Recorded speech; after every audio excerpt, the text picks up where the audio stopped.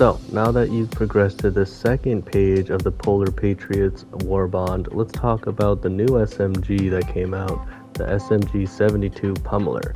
And let's compare that to the original SMG 37 Defender to see which is better and if it's worth picking up. So let's start off by talking about the SMG 72 Pummeler, which has a special effect of having concussive rounds which stagger enemies.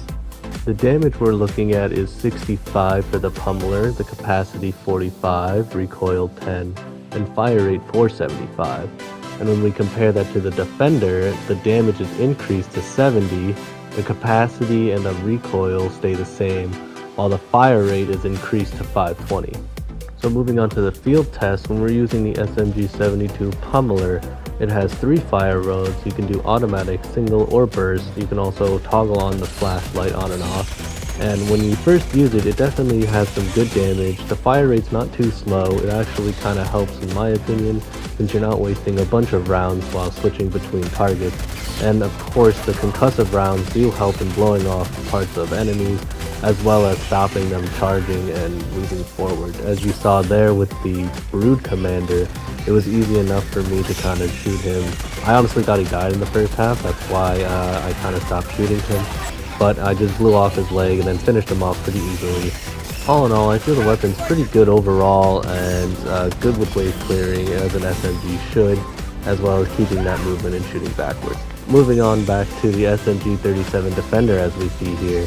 It also has a good fire rate, good damage output. It definitely feels a little faster to kill based on the increased fire rate and a little bit increased damage.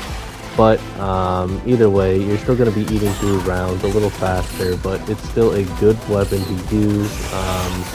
Honestly, because it doesn't have that concussive round that its counterpart does, it does feel a bit hard to kill like the Brood Commanders, as you'll see in the clip coming up, that I kind of just have to keep moving back and kiting the enemy, versus with the Pummeler I was able to kind of keep shooting and not really have to kite at all, since it was kind of stopping and stunning the opponent in place.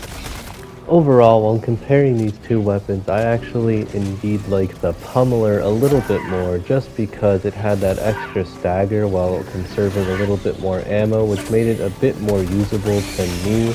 Although obviously the SMG Defender is still a good choice and dishes out a little more damage, I find that, being able to prevent getting spawned on and jumped was a little more useful to me than the extra damage and fire speed.